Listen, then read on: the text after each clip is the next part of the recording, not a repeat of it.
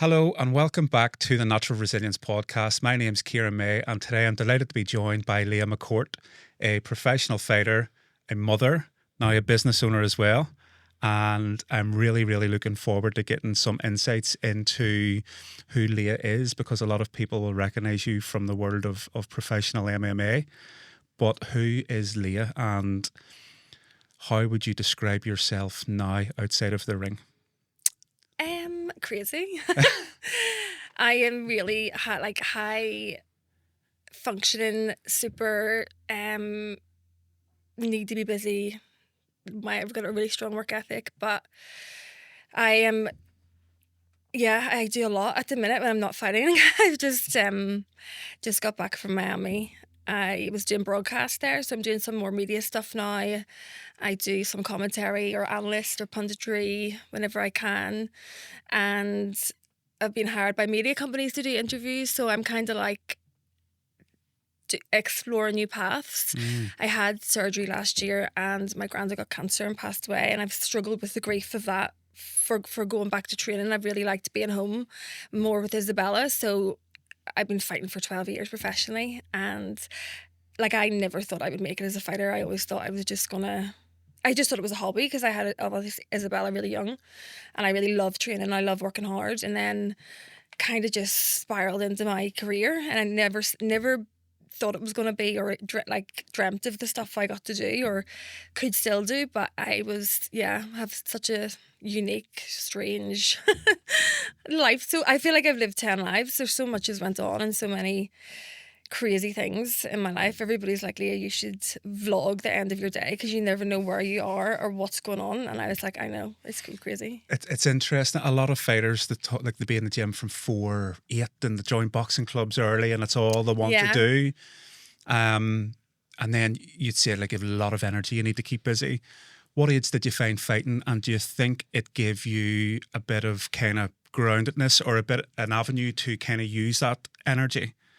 So I did judo from a child. My dad put me and my sisters do judo. So then I always had a grappling background. I was a black belt in judo and started doing striking after I had Isabella, because I always wanted to learn. I loved watching like Bruce Lee movies. I wanted to learn like the striking side of it.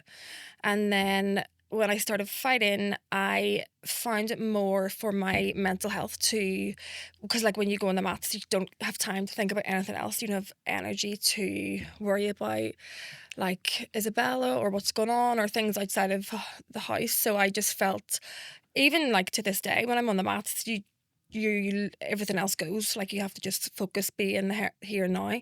So I think that's why I was like obsessed with training and fighting and competing and like always trying to reach the next goal or win the next medal or get the next belt. And that was probably a way of dealing with stress for me, which wasn't, when you think about it, it's not really the correct way of dealing with that. It's like you should really deal with whatever's went on or any issues that problems that have happened in your past. But it's definitely been like a fire in my belly and fuels me. Any setbacks or things that have happened, I've always, like from I was a child, had like such a strong work ethic. I was 14 and I was going to school full time and then working full time after. So I had Isabella when I was 18 and was back to work 6 weeks after. So I've just always been really driven. It's always been like inside me. So I think that's what drove me to keep pursuing competing, because I love competition. I love competing. I'm very competitive, and that's probably my one of my main pillars to success, or to like how well I've done. When you were a kid, where do you think that work ethic came from? Was there somebody like a parent, a grandparent that you looked up to and that they work hard and I can see the results of their hard work?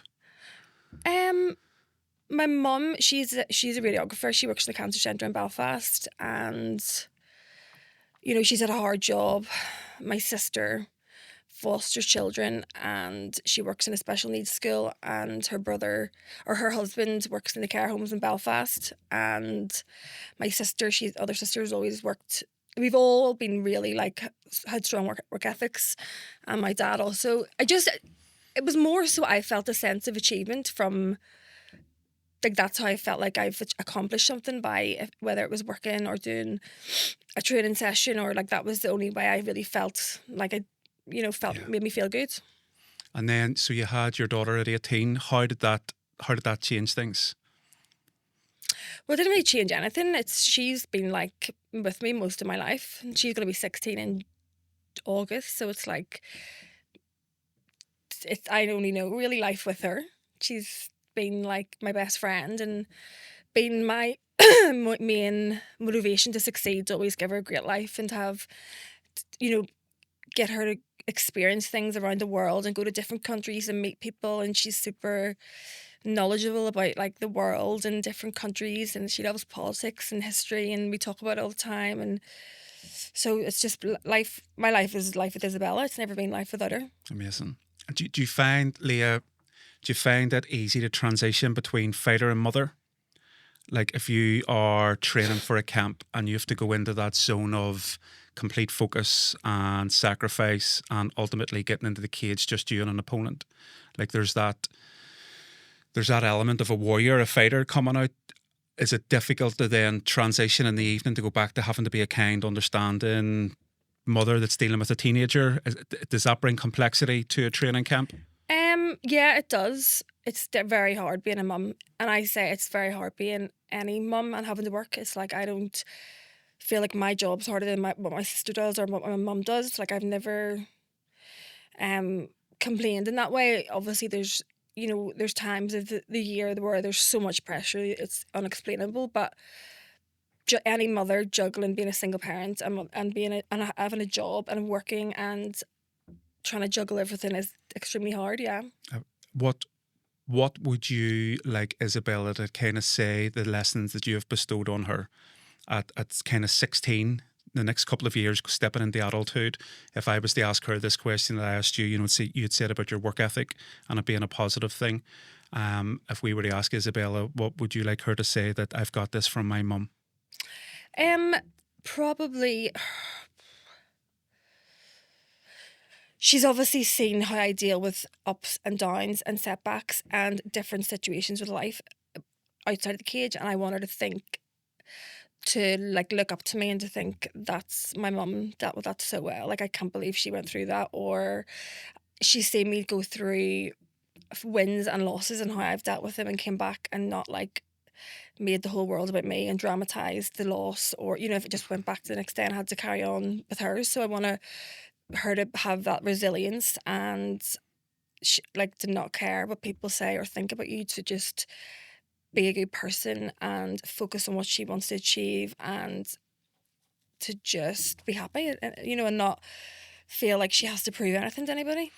As we were walking around, we were talking about the podcast, and I'd said like I want to get to 100 episodes to see if there's any like glaringly obvious lessons from leadership or high performance. And the one thing that's come through time and time again is not just high performers, but everyone goes through tough times at some point in their life. And I feel as if the people that have performed at a high level in business and sport recognize that tough time, process it in some way, shape, or form, and usually use it as a driver to kind of either I'm not going back there or allow it to propel them forward.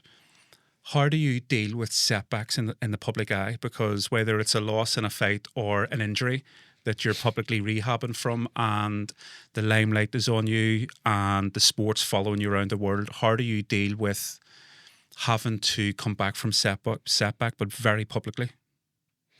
I don't think about it like that. I just feel like my life has been a hard time. I've never been given an easy path. I've always had to deal with difficult circumstances and situations, and anybody that knows me knows that. They're like, Leah, your life is like honestly so dramatic, and I just like is like should be a Netflix documentary, honestly. But I've just always had to just get up and get on with it. It's like I always think the thing 50 Cent said, I seen him in an interview when he was like, when we were in the hoods, or our depression was a luxury. It's like I remember you don't have time. If you have a child that you have to provide for and you have to care for her, look after her, you haven't got time to sit around and feel sorry for yourself. You have to be hustling, you have to be working hard, you have to be, I think the whole mental health thing, where it is very important nowadays, I feel like it's being pushed as a trend on kids and young people, and don't have that resilience to just realize every day isn't going to be a good day. That doesn't mean you've got mental health problems. That doesn't mean that you should talk yourself down a hole. You have to have a positive attitude and realize there's going to be difficult days, and every day isn't going to be sunshine and rainbows. Yeah. And I think that's important as well for especially this day and age for kids, and how they're influenced and how they're the things they see online. And I just want Isabella to know that, to have that resilience and to understand that life isn't easy. It's going to be hard and it's going to be tough, especially if you choose to take the right path. A lot of times, if there's, there's that saying, if it's easy, everybody would be doing it. Yeah. And when you're standing alone and you're standing up for causes and you're doing, you're doing the right thing, it doesn't matter. Yeah. You just have to have that contentment in yourself. It's like the bigger the light, the bigger the shadow. And if you choose to walk the path of truth, be prepared to face many obstacles. Mm-hmm. And I love that 50 Cent quote. Actually, he got a lot of flack for it, but it is so true. And I think, like, we all bring bias to the table, and I sometimes struggle with people, perhaps young people, that say about how busy or how stressed they are, but they're maybe not dealing with raising kids, or they're maybe not dealing with paying bills and things like that. And I suppose you only know what you only know, but I do think that resilience is such an important human trait, and to have that capacity to deal with tough times and getting back from it and moving on beyond it. There's a lovely phrase in Irish that says "to bronorum," which means sadness is upon me. And it's the move away from saying I have anxiety, or I have depression. It's not about labeling yourself with anything. So what it translates to is sadness is upon me now, like grief, but tomorrow it may not be on me anymore. So it's not to say I have this disorder or I have that. It's for today. I'm feeling sad because of A, B, and C. Yeah. And it's a wonderful way to kind of improve that emotional intelligence, where today I'm feeling like this because, but tomorrow I may feel a different way. Yeah, and it's like it says in the Bible, like life and death is in the power of the tongue. If you're speaking that over you all the time, and you're gonna feel like that, or you're gonna have that mindset. Whereas I think it's so important, especially like in this day and age, for kids to kind of realize you're okay. It's gonna be okay. Like, everybody has hard times and bad days, but just realize that, and you have to normalize it. Days are going to be hard. You're going to have tough challenges in life, and that's the way life is meant to be, and how you build your character. Totally.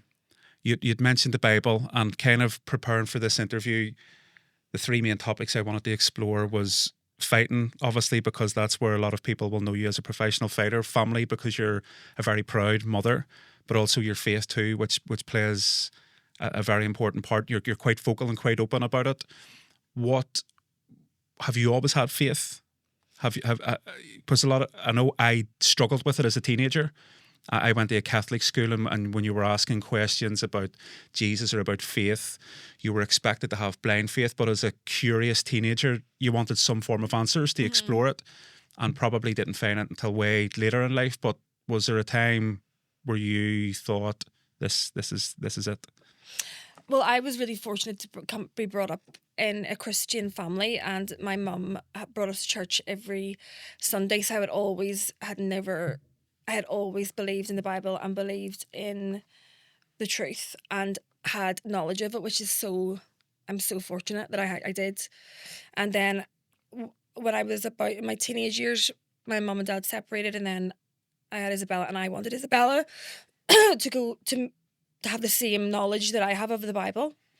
And it's like, I don't even like, it's so weird that I say this, the word Christian and having faith. It's so like, like, I don't know how to describe it. It's like, you're either a believer or you're not. You're either trust in God and try and follow and live for him, or you don't. There's two paths, and it's like you have to be that direct sometimes, because having faith, people say like the whole new age thing now about like crystals, and like they're taking the spirituality out of the church, but they're not going to church. They're dealing with spirits, but they're not dealing with. And there's only, you're either dealing with the light or the dark. And I think it's really important for young people to be aware of that now, that there is like different influences, and then it can be spiritual over people. It's not always physical. You can't always see their motives and see what their intentions are. You have to have spiritual discernment, which is like a gift from the Holy Spirit to discern. Like that saying, salt looks like sugar. Like, do you know the difference? Like, you have to have that discernment in a situation and think, right, what's actually right and what's wrong here. I've always felt that really strongly from I was younger, from just listening to different people and listening to podcasts and going to church and seeing the way the world works, and always being able to discern for myself a situation rather than listen to somebody else. I don't listen or take anything in unless I see it or it comes from the Bible, really. So I can't even remember the question. I just went off on a rant there. No, it's not at all. It was more like what. So for me, the whole conversation around God came in adulthood and probably into my 30s, if I'm honest. And my question was to you, like, was it the same for you? Did you find it in adulthood or childhood? But you were brought up always, and I really just developed my spiritual maturity throughout different situations in my life that have shaped my character. And it's like, you know what, I know I've had a tough life and I've had so many different experiences to deal with in different ways, because the devil comes for the people that he knows that are standing up and being vocal about God. He doesn't want you to go to heaven. He's going to send people to try and take you off your path. He's going to try and start situations to pull you from that. And, you know, obviously not, I am far from perfect, but I know the Bible, and I really like the scripture, and it's got me through so many fight camps, so many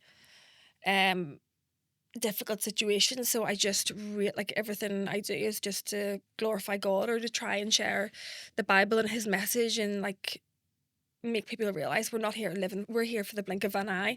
Our home is in eternity. You have to get right with God and get your house in order.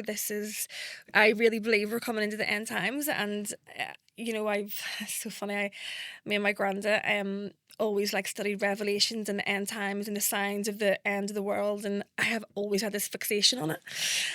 And you, like, if you look at the things that are going on around the world now, it's been prophesized already. So like, there's no time to like sit and think about things. You have to really, if you do believe in Jesus or believe in God, you have to start devoting your time and energy to prayer and to asking God, why, here I am, send me, what do you want me to do? How can I make an impact? How can I do something for the better? And the devil will throw everything at you to stop you fulfilling your calling for him, but you have to be, again, aware of that. You have to have discernment that this isn't, oh, I've got it so hard. It's like, no, there's a reason why these things are happening to me. Yeah, stand up.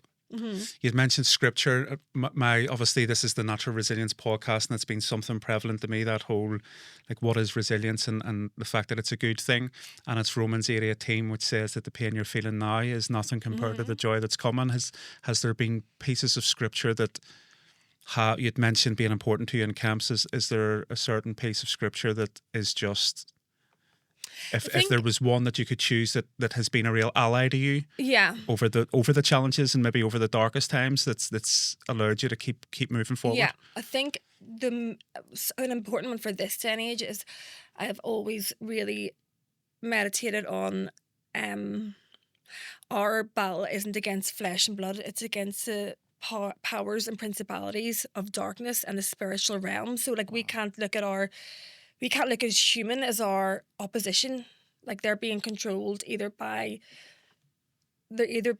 walking in the light with Jesus, or their minds aren't in the right, and they've got darkness, they've got, you know, different spirits, or it's demonic, or it could be influencing them that way. And you have to take humans out of the situation and realize, right, what is controlling this person to do that? Why are they doing that? And it makes so much more sense when you realize there is like that kind of authority on earth. It's not just physical, there is a spiritual element. And then then probably the biggest one I have to really meditate on is, vengeance is mine, says the Lord. Like, I'm like, if people don't answer for things in this life, they will when they stand in front of God at the end of their life. And I have to really trust that and believe in that. And another one in Corinthians is that, let me actually look it up about trials. It's really good. Yeah, so it's in Corinthians. It's because this is obviously talking about Paul's personal trials, and Paul endured beatings, imprisonments, shipwrecks, danger, constant anxiety. And there's a Bible verse that says, "Consider it pure joy when you come across trials." Wow, that's quite powerful, isn't it, in itself, isn't it? Consider it pure joy when you come across trials. So yeah, so it's consider it pure joy, my brothers and sisters, whenever you face trials of any kind, because you know that the testing of your faith produces perseverance, and let perseverance finish its work, so that you may be mature and complete, not lacking in anything. So basically saying your character and your wisdom will come from how you endure trials, yeah. Like the Royal Marines have a motto, smile in the face of adversity. And that's their whole thing is, yes, this, we will go through tough times together, but ultimately we will be better men as a result of it. Mm-hmm. And I think that, like, I don't want to get too into it. I think sometimes we're too hard on young people, but there is that suffering, not necessary suffering to improve as a person, as a character, if you choose a path that isn't easy. But if you want growth, whether it's in business or your character, then you can't go on an easy path. Like to grow your business, it can't be easy. To become an elite level athlete, it can't be easy.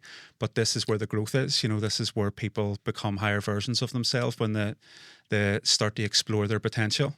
Mm-hmm. You know, what you're rehabbing an injury at the minute, is that right? So I had elbow surgery last year, and I went back training, and it reopened the wound. It was huge. I've got a big scar on my elbow, and then my granddad got diagnosed with cancer, and he passed away in September. So he was like my dad, really.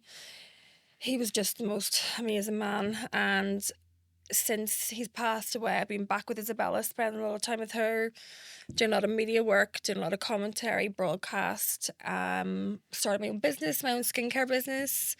Randomly, I'm just involved with different companies. I'm running a interview series for professional athletes, life after professional sport. A lot of my friends I've interviewed people around the world, in London and in Ireland, so it's really fun. I'm doing stuff with a college recruitment company in Palm Beach in America. They get kids scholarships, sports scholarships to American colleges.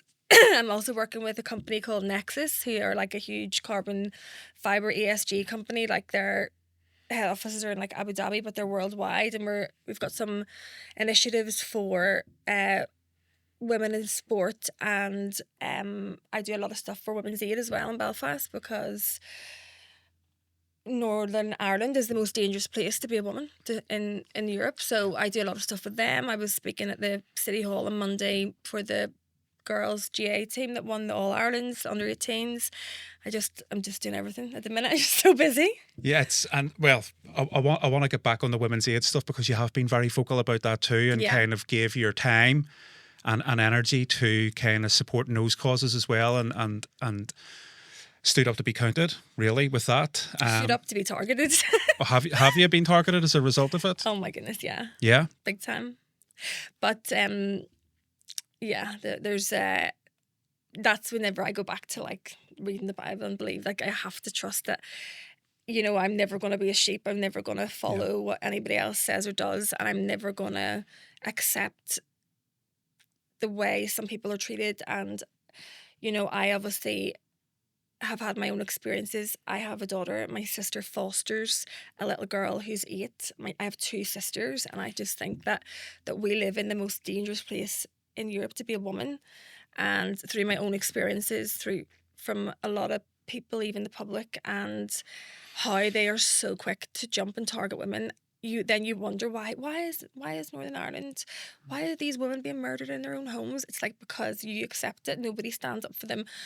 Nobody holds these men accountable in their social circles, in whenever they see that they're behaving wrong towards a woman, and it's just accepted here. It's just like normalized. And I was speaking to a charity yesterday from West Belfast, and they were saying, like, you know, we had this recovery group in, and they're just like, but we just grew up like that. We just thought that was okay, and it's like, that's not okay. You know, it's like, there's a lot that needs to change over here, especially in the mentality of people, and I just do anything I can, because Women's Aid are such an amazing service here. They do so much for, like, they have a hostel in like maybe 6 or 7 around Northern Ireland, and it's way over full. The police just are not good enough here for dealing with domestic violence incidences, and that's again probably a reason why there's been so many deaths, so many attacks, and so it's got so far, because women aren't taken seriously, their voices aren't taken seriously. They try and they be defamed, they're lied about, they are targeted, and I just don't care what people do to me. I'm like, I will do the right thing no matter what. It's a complex issue. Sounds wrong. It's very simple. It needs to stop. No, it is a complex issue, because relationships are complex, and relationships are like, but behavior isn't. If you you know, doing the right thing and doing the wrong thing, that to me, that's not complex. That's like, you should know how to treat someone, you should know how to speak to someone, and if you see someone treating somebody else bad, there's no such thing as a silent witness. You're just as guilty. If you're gonna watch someone else treat someone a certain way and not say anything, that will just never be me. And that's what I hope Isabella. That's something I really want to instill in her, is to not worry about repercussions about doing the right thing for other people.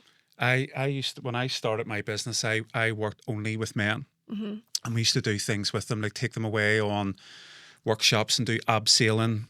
And it wasn't like SAS Who Dares Wins. It was looking at things like we would have put eye masks on them when they were doing the abseiling, and ask them things like, how do they feel? Like, where do they feel? And they would have says, oh, I feel butterflies in my stomach or my chest. And it was all around improving that emotional intelligence amongst men. And maybe would have said, well, when that happens away from the abseiling tower, when it happens at home, what do you do? A smoke, a drink, whatever it may be. And it kind of took off at the start, and it was really, really interesting to see the conditioning of men as well. And then I was asked to do a group which were all men, but all suspects in domestic violence. And it was one of the toughest things I've ever had to do, because they were all suspects, as in they had all been arrested or served time in jail for being the suspects of domestic violence. And as the father of a son and a daughter, I really struggled with the concept. And it was the girl that was leading the program. She was saying, like, it's vitally important that this conversation happens amongst men as well. Like this, like, it needs to be challenged. I've been asked by Mugabe Prison to come up and speak to the men there, and I'm like, it is not my job to teach men how to treat women. I will stand up and be there for women, but I'm not walking into a prison and speaking to. Do you know what I mean? Like, that's not my job. Yeah, I think the conversation needs to happen amongst men, without a doubt, and it can't be shied away from anymore. And I've done a bit of work with a charity recently called Sisters In, which are amazing. So they provide mentoring for young girls, 16, 17, 18, and they go out into the business community. So if a young girl in school wants to go a certain path, whether it's law, music, whatever it may be, they go into their vast network of private sector women and ask them to mentor a young girl for that kind of lower sixth and upper sixth. And they're remarkable. They're really, really remarkable. And they'd asked me to host. And so I was the first male to host one of their events. And the conversation, I just said to her, like, are you sure? You know, this is about celebrating women and women's careers and all the rest of it. You really want a guy to do it? Should it not be a woman? And it just seemed years ahead of all the conversation men are having. They were like, no, but ultimately we need to be allies here. You know, women should have a space with women and men should have a space with men. But ultimately we need to come together in union to create great things. And I am an ambassador for Women's Aid. Yeah, I train in the gym for the 40 men every day. Like, most of my friends are guys. Like, I'm surrounded by amazing men and amazing people. And, you know, I look at my granddad, he was my greatest hero. And I literally am in a male-dominated environment every single day of my life. Even when I go and do broadcast TV, it's all men. There's no female producers. It's always me with a cast of men. And obviously I don't care. It's not like it's just how they're treated and the way they're spoke to. And whenever I see things happening in the place where I come from, and it's like, it's just so bad. And even in the UK, but, you know, the fact that Northern Ireland per capita has got the highest murder rate in the whole of Europe, like that needs to everybody's saying this needs to change. Well, it starts at home. It starts in the house. It starts with educating and, like you say, men holding other men accountable when they're treating someone the wrong way or they're speaking the wrong way. Because, we have got daughters and it could be your daughter next or it could be my, it's like, unless something changes, like that whole case with Natalie McNally is just terrifying. How that guy, how manipulative he was and how manipulative people can be is terrifying. It is so scary.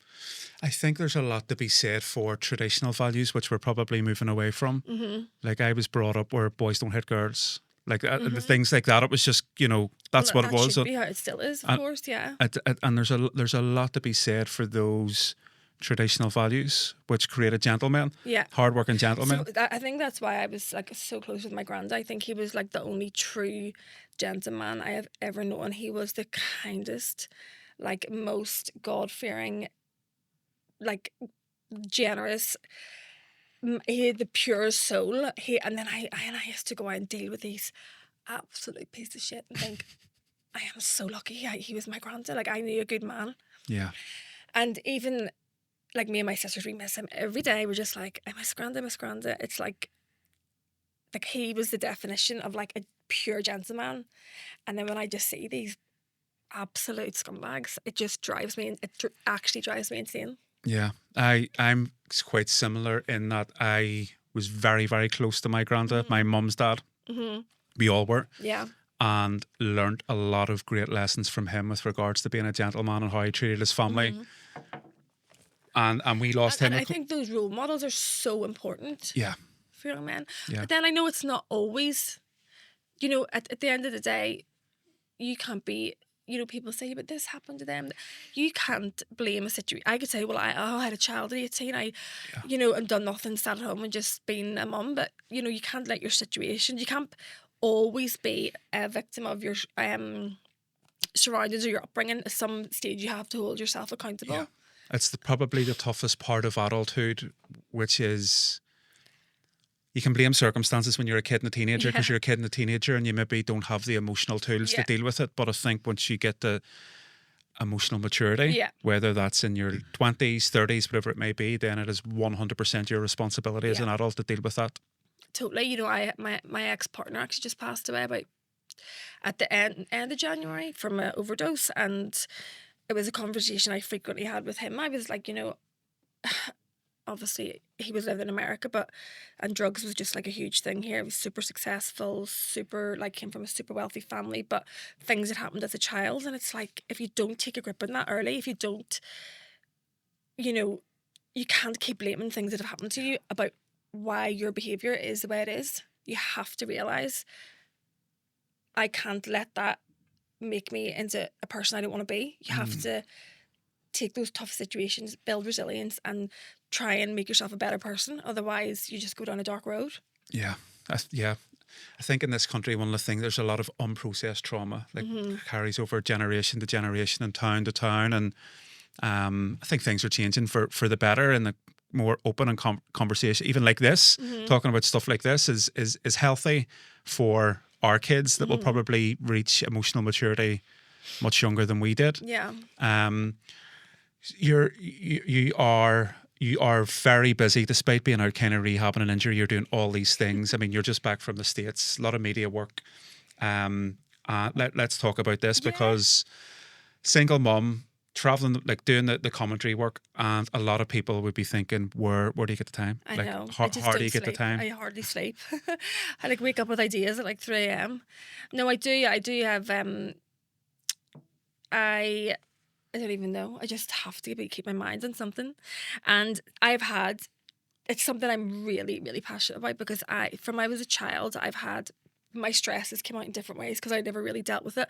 I just kept busy. I've had autoimmune skin diseases. I've had eczema. I used to have horrific skin on my face when I was a child. I would have been rushed to A&E. They thought my eczema was like 3rd-degree burns. It looked like 3rd-degree burns. So my immune system has always been super, super bad. And I've never, my entire life, I grew up trying to find a moisturiser, or a cream, or the doctors put me on steroids like prednisolone, like to cure your skin, or topical steroids, and like forever I just never found anything that helped. And obviously like the training all the time, sweating, I just like my skin, if I took my makeup off, my skin would be tight and sore. So I about a year ago I started using grass-fed tallow on my skin, and it was just a coincidence that this a friend of mine had a company, and it was like the best thing I've ever used. I was like, what is this? I was like, do you sell this over here?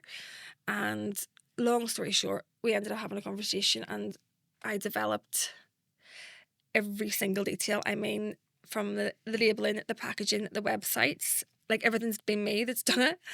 The every single detail of the business. I am a super need to be in control, so I like don't want anybody else to do things for me. But the results and the feedback we've had from people with eczema and psoriasis, oh my goodness, it makes me so happy. Like I just get so much joy from seeing how my products are helping people's skin, because I have had 33 years of skin problems, skin issues, and felt why can't I get relief from this without putting on topical steroid cream? And then there is a lot of topical steroid withdrawal symptoms if you stop using like the topical steroid on your face. So it's like beef tallow. It's the most, our lipids are the most like beef, grass-fed beef tallow. So when it goes on your skin, it doesn't just sit at the top like a water-based moisturiser. It goes down deeper, so you can feel it moisturise better. And there's so much healing properties in it. We have the grass-fed, the whipped tallow, like I've just give you, or the serums and Can Balm for kids. But I'm like obsessed. I just love it. I love the product so much. I've always been like super like business minded. I've ran, different things and done different business stuff, and I'm doing different stuff at the minute. But this is like a real passion of mine to have this brand. It's named after Isabella, and I'm really excited to grow it. Yeah, I'm looking forward to trying it, because my stress comes out in my skin. Anytime I'm going through something, I always get spots or breakouts. But my wife uses an app. She's big into like trying to live chemical free with foods and products and stuff in the app. Like, even, I'll not name the brands because I don't know them off the top of my head, but you could go into different stores and scan skincare, but it's showing you like 12 out of 100. It's filled full of chemicals and petroleum and all these different things. So that's what whenever I started researching what I wanted in my product and the stuff I was using, I was like, this is insane. There's a documentary on YouTube called The Dark Side of the Skincare. And it shows you like about the child labour, about them like mining for stuff to make it look shimmery and silky, the chemicals. So like everything in this world is mass produced, mass filled, more clothes, more this, more that. Everything is just like, you need to have it immediately tomorrow. This is why things, if you look at the people that own big skincare, it's all men. So it's like all they care about is the bottom line figures and their profit. They don't care about the product. They don't care about the people. And I actually, I'm not even naming it. Another famous celebrity that has a skincare line. I was speaking to a friend, and they were like that she doesn't own that. It's like they interviewed her and she had the best skin. Like, she had nothing to do with it. Like, they just bring these celebrities in and put it, and it's like I'm literally sitting at 3 a.m. updating my website and with my stuff. But I just there's so much when you look at e-commerce as well. Like, so much stuff is like fraudulently stolen. I was speaking to guys and they were like, they were running ads for like a gummy brand, and then the gummy brand, a creatine gummy brand, and then there was like 18,000 went out that had no creatine in them. I seen that actually. Did you? Yeah, I think your guy, was it James Smith, went public with it. So him and his business partner created like new tonic drink. Yeah, I seen that. Yeah. And then they done creatine sticks and creatine gummies, but their whole marketing campaign was these actually contain creatine, because their competitor, the lab, they paid for lab tests on their competitor, and it came back like, I think not even a trace of creatine. Like, it's just it's like so unethical. Like, even like, we're talking about the Bible and doing the right thing. It's like, how can you feel fulfilled doing that? Like, selling something that is like that wouldn't make me feel like it was. Somebody said to me, I was doing media one time, and they were like, if you just show a little bit more skin on Instagram, it'll be the difference between 100,000 and 1 million followers. And I looked at them, I was like, is it that mad to think that some people values things more than followers on Instagram? It's like, it's so mind blowing that you can sell and that's the same as in any industry. You can sell your soul and feel like in the world that you're that farther ahead, but like in your soul you're not. So that's just a lesson I carry through everything. So that kind of the moral code, your inner morals, your inner values, your inner beliefs that shape knowing right from wrong and what path to go down. A bit of a personal question, do you think that ongoing battle between good and evil that's playing out right now in the public stage, who do you think is currently winning that? Between good and evil. So there's a lot of publicity around a lot of hate and evil, and even you'd mentioned like Northern Ireland and the fact that so many women have been murdered here in the last couple of years. It's hard to escape evil. It's hard to escape people that make the wrong choices consciously for profit, to manipulate people to buy certain things, and there seems to be this ever going battle between right and wrong, good and evil. But then you had mentioned Revelations and the end of time, and so if the fight was to end soon, that battle between good and evil. Well, we always win. God wins at the end of the day. It's in the Bible. The devil will be defeated. Every knee will bow, and every tongue will confess that Jesus is Lord. But this is like the trial. This is the tribulation for us and for mankind to discern the right from the wrong, who to listen to, who not to listen to, and to be so aware of the tactics of the devil. There's another Bible verse I'll read, because this is another one. It's like you have to be. This is like key to when you're looking and reading things online or in the paper or in public or what someone's saying.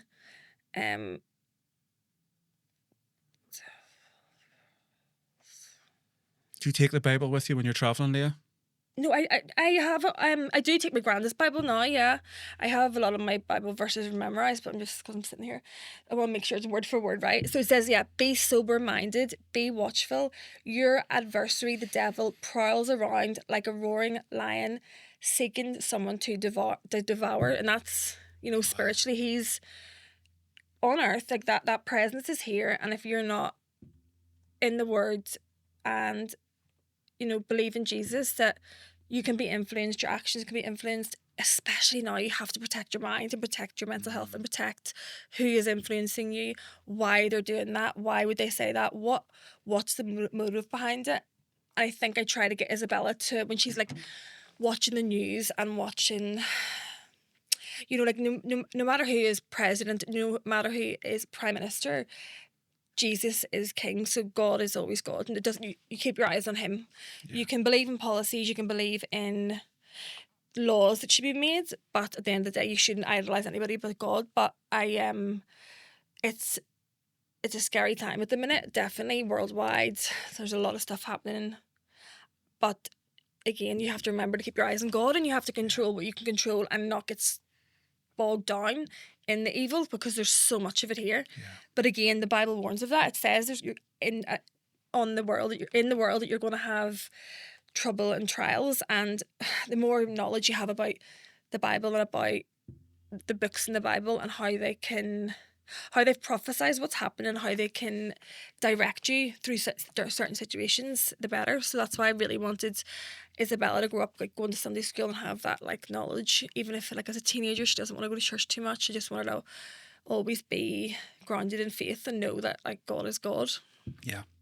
Yeah, it's I think being able to have conversations with kids about that when their mind is so open to like TikTok reels and suicidal ideation. And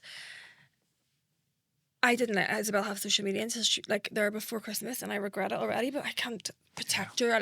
She's quite sheltered. I can't protect her forever, but honestly, I just have to stay close to her. And that's a big part of why I haven't went straight back into a fight camp, because I'm like, she's developing who she is now. As like 15, 16, they're like really important years. Yeah.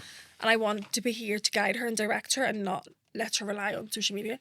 Yeah. So it's a big part of being a mum. Like, she's always number one. I'm always going to put her first, you know. So, yeah, it's a scary time. But I just feel as well that we're from Ireland. Like, this is where St. Patrick is, you know, brought Christianity to. And you can't even say the name Jesus. You can't say the Bible. You can't talk about God. You can't, like, they're taking stuff out of the schools, like him. It's like, what? This is insane. It's like, we have to keep our culture and our religion and instill it in our young people so that there's a revival and that people are looking towards him for guidance rather than looking online. Do you know what I mean? Yeah, my son is in first year, and I remember, like, I was in P7, like a great kid, AM 11 plus, played for the football team, like, and then went to first year, and it was like Welcome to the Jungle. Do you know, all these older boys, and I remember thinking, like, worrying for Jack going to first year, just with, like, I suppose when I went to school, you didn't have a mobile phone, so no matter what was happening in school, you went to the safety of your own home after. Whereas now it's following them through because they've got these devices and Snapchats and WhatsApps. And I remember panicking about it, but I came across something that said, like, you can't police them, so to speak. You just have to empower them so much that when they are faced with adversity or faced with temptation, then they're empowered enough to deal with it because of the lessons that you have given them. It's so hard being a mum to, like, a 15-year-old, trying to make sure that she's not being, like, guided in a certain way or thinking something about a situation or watching this shit on TikTok. It's just, like, exhausting. I know. It's so hard constantly worrying about them. Have you had time to think about the future because you're busy? I didn't even know what I'm doing in 2 hours, never mind the future. Do you feel as if you'll be fighting professionally in 5 years' time? Not in 5 years, no. No. I've got too many screws in my body. Have you thought about life after sports? Because you are currently kind of speaking to athletes around that transition, and it's maybe a transition that you're going to approach yourself in the coming years. Yeah, I haven't thought about. I feel like I'm just, like, going day by day and just being like, right, God, what's today? What do you want me to do today? Okay. Because you never know, because my life is so crazy. Who knows what could happen tomorrow? It's like, honestly. I know. Well, like, when we were walking around, I was like, where have you been? You were like, well, I was in the States, Dominican Republic, London here, and that was in the space of, 2 weeks or something? 2 weeks, yeah. Exhausted. Crazy. Yeah. How do you switch off? Like, how do you decompress? I don't really. I'm like running on high functioning anxiety, probably. Just always on the go. It's hard to switch off, especially when you're a mum. Yeah. It's like you get home and you're like, oh, I have to worry about her now. Yeah. Does it ever take its toll mentally? Like, where you feel as if I need a break? But mentally? It has. But then again, I don't know any different because I've been a mum since I was 18. So it's like, I don't know any different from always having, like, a lot of expectation and responsibilities. So I've always had that super, super high level. When I look at young kids now, I'm like, you have fucking no idea. You have no idea. If there's somebody listening to this podcast, Leah, and they've got an insight into you and what you stand for and your beliefs, and they've maybe just seen Leah, the fighter, the performer, and now that you've maybe shared a bit more about Leah, what's one thing you would like them to perhaps take away from this interview or this conversation? Go and read the Bible. Go and read the Bible. Go to church on Sunday. Just go to church on Sunday once. It doesn't matter what church, just go and you'll just give it a chance, yeah. My cousin's recently started a church. Oh, really? Yeah. He struggled with addiction for years. Okay. And now goes to church on a Sunday. I like when I go to church, I don't want to leave. I feel like it's the one place, like, my spirit is at peace. I'm like, oh my goodness. And there's a Hope Chapel Lane in Castle Court. A friend of mine, Mitch, is a pastor. Any denomination, Catholic, Protestant, anybody who wants to go, ex-convicts, like anybody, it's amazing church. We walk past it. Yeah. And the big mural of Jesus actually facing Kelly Sellers. So Mitch is an amazing guy. He does a lot of evangelistic stuff throughout the whole of Ireland. He's amazing. You'll be so welcome. So go to church on Sunday. My cousin even looks different. Yeah. Like, he just looks. He used to Like have lighter. yeah, later speaks differently. Mm-hmm. Just everything about him is So different, good. and he would have struggled for years with different things. Yeah. He was up in my house during the week, and he just looks brilliant. You know, he's So happy. He's good to found his see. peace. Yeah. And you really, like, nothing gives you peace, only Jesus. Like, nothing in this world will satisfy your soul. You can try, and you can try all the drugs and all the endorphins and all the whatever, but yeah, it's just gonna be, you get the one sense of contentment and meaning and purpose no matter what you're doing, through believing in that you're not here for a long time, you're here for a short time, and you have to do the right thing when you're here. I didn't think that most of this interview would have been about God, Yeah. but I'm glad we didn't shy away from it, from speaking about it, because I feel as if a lot of people do through lack of knowledge or maybe fear. And I'm glad that we just kind of went with the flow, and that's what the brunt of the conversation's been. And I think that I know everybody says you're like the only fighter that never talks about fighting. And I go away, they're like, what? I was like, I just like hate talking about myself. I give myself the ick. I like talking about like the world or history or politics. It's like the one thing I like doing. If anybody else, that's why I don't really do podcasts. But I was like, okay, you're from Belfast, I'll come to this one. I appreciate I never replied to anybody. I was like, I'm going to come. So at least they did. And I we got the appreciate message it. out. Yeah. And I appreciate the fact that you made time when you're so busy. No worries. And I think it's a very powerful message, actually, because again, people's assumptions, they will see you on the podcast branding, so to speak, and think it's about fighting. Yeah. And it is in many ways, but not Yeah. MMA fighting inside a cage. It's maybe fighting for your own beliefs and morals, and Yes. fighting for what's right, which is the most important fight. is the most important fight. Yeah. And I think on that note, Leah, thank you very much. Thank you for having me. It's Thank been you. great. Thank you so much.